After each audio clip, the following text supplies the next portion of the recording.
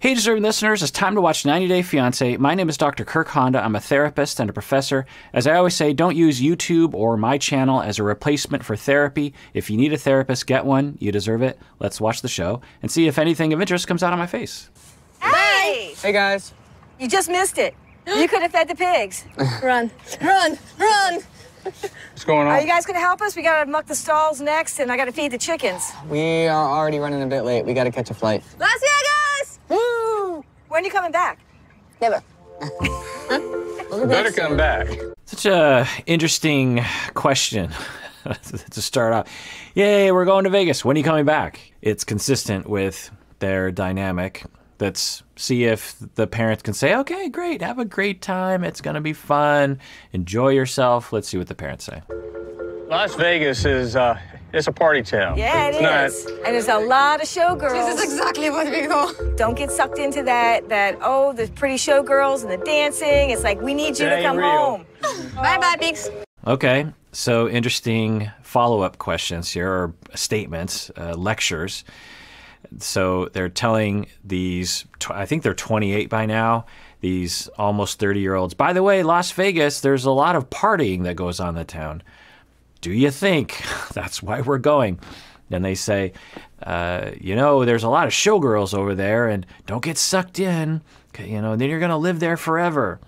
Like, if you've ever gone on a vacation, did your parents ask you that? Now, from the very beginning, what I've been hypothesizing is that the mom in particular, I don't know, dad, they don't show the dad very much, but the mom seems to have some relational traumas that are at play, some kind of pain from her past, maybe far in the past, that makes her extremely focused on keeping people close. Now, that's normal to a certain degree. We all want to keep people close to us. For example, some of you who listen to my audio podcast know my friendship with Bob. Sometimes when I talk about moving or buying a house or something, and because we've been friends for 20 plus years, he'll get real nervous. He'll say like, wait, you're going to buy, where are you going to live? And I'm like, oh, I don't know. Well, probably just down the street. And he'll, oh, okay. Oof. You know, it's normal. We want to keep our loved ones close because we don't want to lose them. And I think the mom has a lot of that. Now, when we have a lot of pain and a lot of loss in our life, you know, a lot of it, then we're going to really focus on making sure that we keep people safe and close. And at the sacrifice of saying things like, hey, great, have a great time. You know, Vegas is lots of fun. Instead, the worry about losing someone eclipses all other reason, and you really focus on that.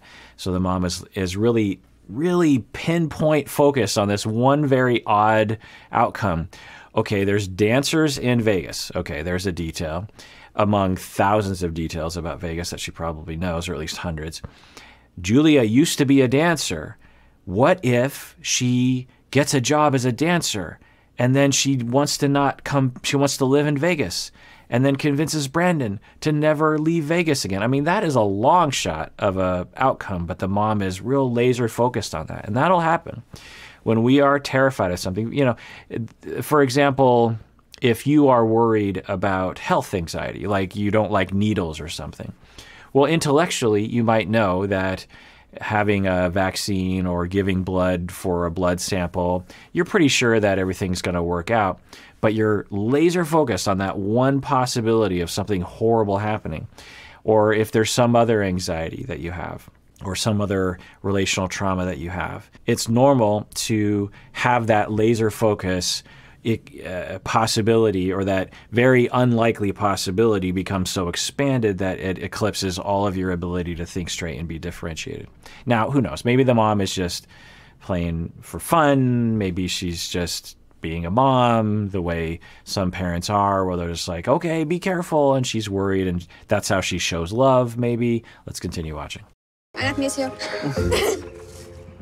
Since Julia's been here, I've noticed a total change in Brandon. Brandon, he's just more submissive to her whims or whatever she wants. All right, that's interesting. Now, the father knows better than I would. He knows Brandon and Julia much better than we would know, so I'll take his word for that.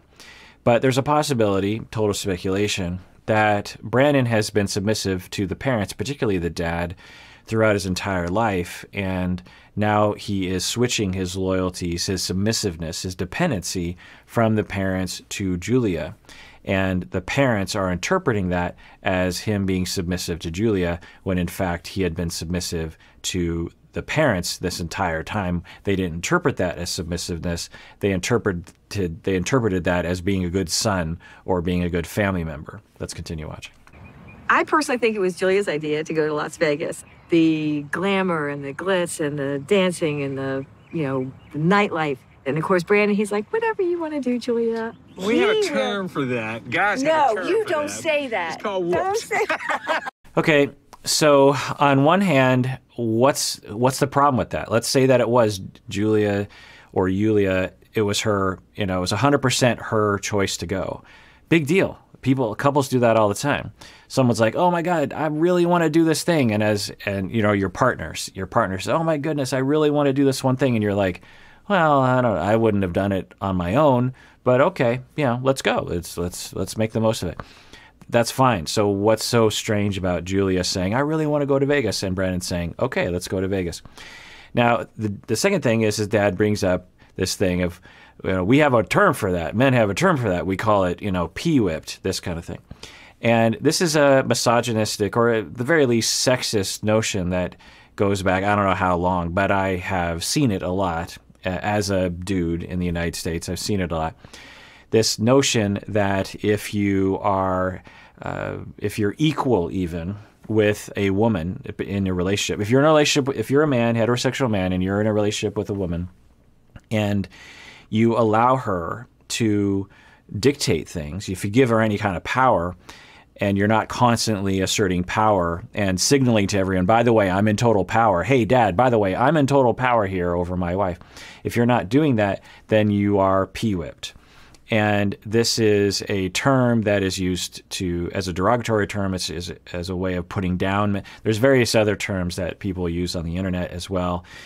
And whenever I talk about sexism, someone on YouTube will comment below and call me these names. There's just a lot of people on YouTube and the internet just ready to call, there's about 5 names, I won't repeat them, any man who speaks about sexism and misogyny, as if it doesn't exist. It's pretty obvious it does. Research, science demonstrates that it exists, particularly in our society. And so one of the notions that upholds sexism, that upholds the patriarchy, is men policing other men to make sure that they don't give women power. And this is one of the mechanisms, is to denigrate a man for giving power and control to a woman by using the word pee-whipped and other kinds of terms. Essentially, it's a way of saying, hey, if you start giving power to women, then it's gonna throw all of us off, and then other women are gonna ask for more power, and then where are we gonna be? We're not gonna have all the power.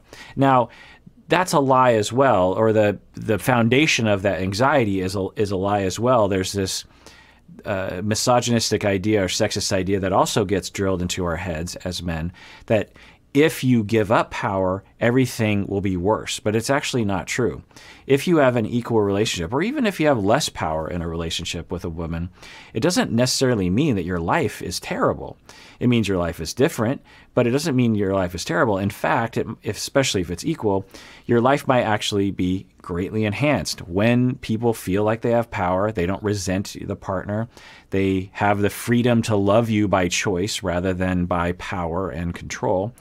And that's a much more preferable life. I'd rather have my wife love me because she wants to love me than love me because she can't get away.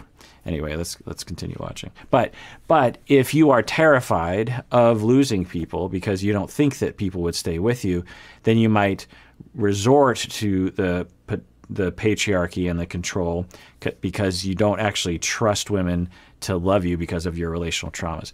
I don't know if this applies to what the dad is saying, but I felt compelled to say that. And we'll get into a place. Anything we do needs to be financially responsible. That's all I'm saying. We just talking about talking. I have been working. And not saying nothing for serious. It's just gonna take patience. You had. All right, well, that does it for that episode. If you didn't know, we got merch. You can use the link below to get t-shirts and mugs. I think they also have iPhone cases or phone cases. It's fun. My wife designs all the things. We got Don't Be a Jerk Face. We got Deserving Listener. We got Take Care of Yourself shirts. We got it all and more to come. And everyone out there, please take care of yourself because you deserve it. You really, really do.